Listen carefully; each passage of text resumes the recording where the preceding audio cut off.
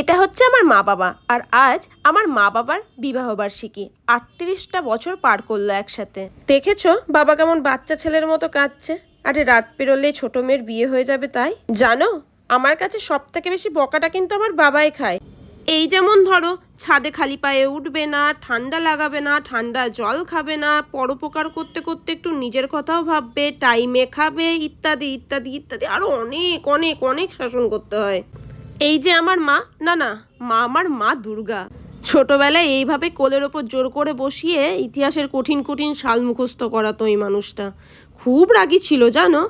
এখন না দিন দিন যত বড় হচ্ছি তত বুঝতে পারছি মা একদম বেস্ট ফ্রেন্ড হয়ে গেছে।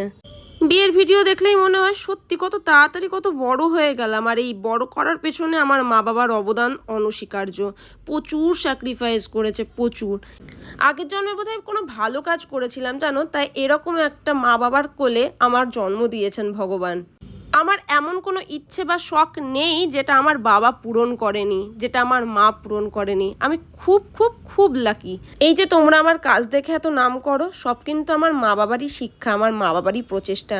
তোমাদের নিয়ে কথা বলতে লাগলে কি আর 1.5 মিনিটে শেষ হয় গো। শুধু ঠাকুরের কাছে প্রার্থনা করি তোমাদের যেন সারা জীবন খুব সুস্থ রাখে, ভালো রাখে, আর তোমরা আমাদের মাথার ওপর এইভাবে ছাতা হয়ে থাকো। হ্যাপি অ্যানিভার্সারি মা বাবা, অনেক ভালোবাসা।